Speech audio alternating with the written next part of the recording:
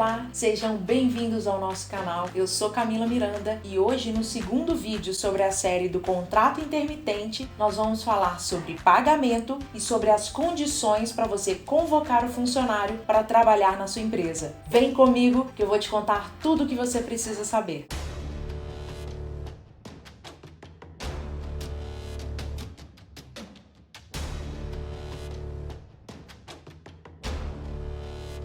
Lembra que no vídeo anterior eu te disse que o trabalhador intermitente não tem um horário fixo de trabalho?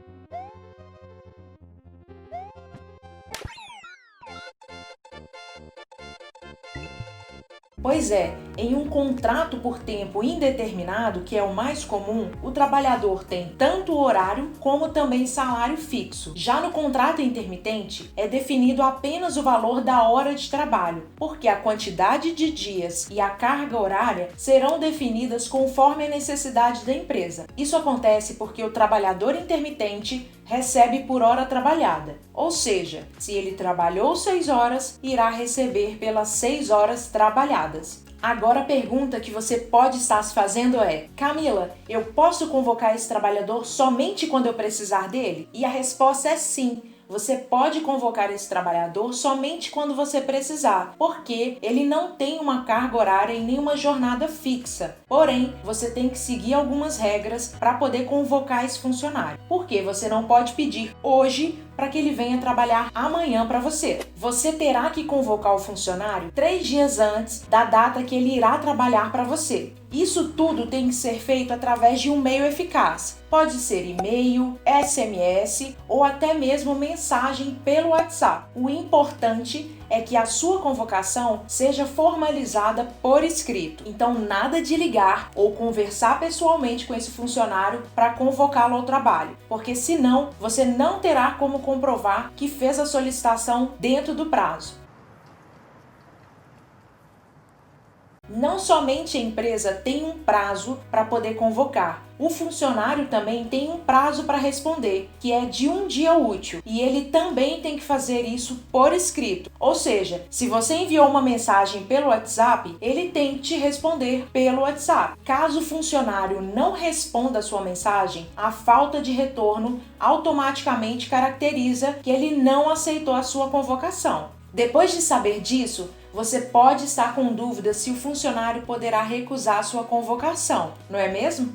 E sim, ele pode recusar a convocação e não pode ser punido por conta disso, porque da mesma maneira que a empresa tem a vantagem de convocá-lo quando ela precisar, o funcionário também tem a vantagem de recusar ou aceitar a convocação quando ele quiser. Mas Camila, o que acontece se o funcionário aceitar a convocação e não comparecer ao trabalho? Não sei. Eu estou lhe fazendo uma pergunta. Estou lhe respondendo, não sei.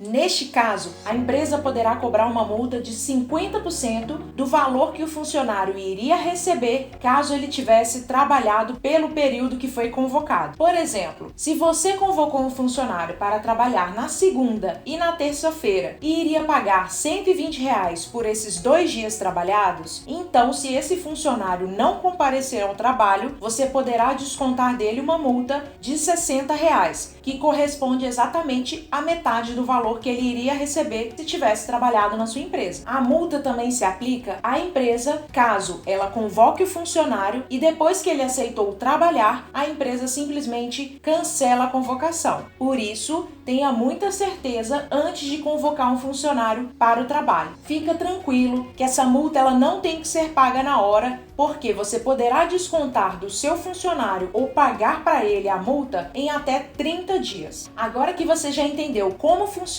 a convocação do trabalhador intermitente, eu vou te explicar como vai funcionar o pagamento deste trabalhador. Mas antes, eu quero saber se você já deixou o seu like, já se inscreveu no canal, já ativou o sininho que tem aqui embaixo para você não perder nenhum dos nossos vídeos.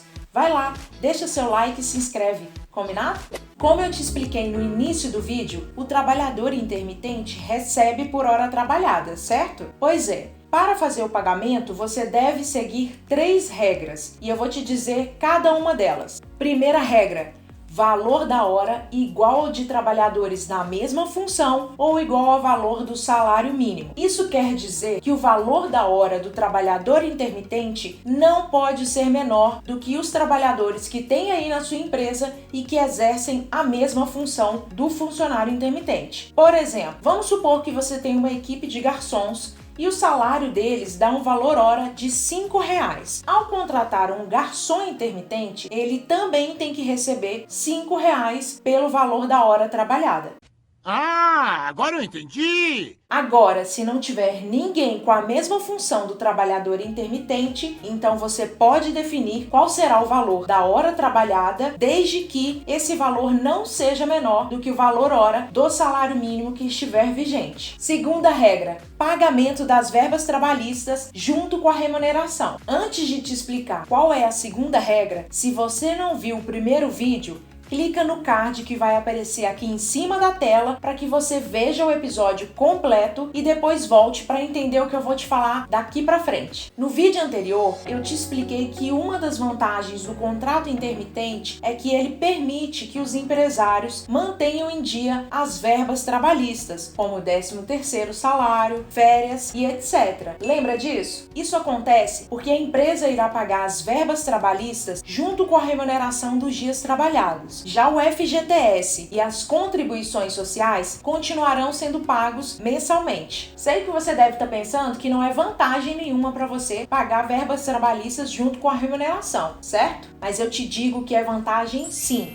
Isso porque, ao longo da minha experiência, eu vi vários empresários atrasando no pagamento das verbas e, quando iam desligar os funcionários, pagavam valores bem altos e, principalmente, corriam sério risco de serem processados judicialmente. E o melhor do contrato intermitente é que você paga essas verbas trabalhistas de acordo com os dias trabalhados, o que vai te ajudar a conseguir se organizar financeiramente e convocar o funcionário somente quando você puder pagá-lo. Terceira e última regra, pagamento após o período trabalhado. O trabalhador intermitente deve receber em até um dia após o período trabalhado. Isso significa que ele não irá receber junto com os seus outros funcionários. Por exemplo, se você contratou um funcionário para trabalhar na segunda e na terça-feira, então ele deve ser pago por esses 2 dias trabalhados até no máximo na quarta-feira. Depois de saber como funciona o pagamento do intermitente, você pode ter ficado com dúvida se você terá que pagá-lo mesmo quando ele não está trabalhando para a sua empresa, certo? E não! Você não terá que pagar para ele quando ele não estiver trabalhando para você. Por isso, o contrato intermitente é uma forma de ajudar os micro e pequenos empreendedores a terem profissionais qualificados trabalhando dentro da sua empresa quando eles mais precisam e principalmente quando podem pagar. Espero que eu tenha te ajudado a compreender muito mais como funciona o contrato intermitente. Se você assistiu o vídeo até aqui, não esquece de deixar o seu like, ativa o sininho aqui embaixo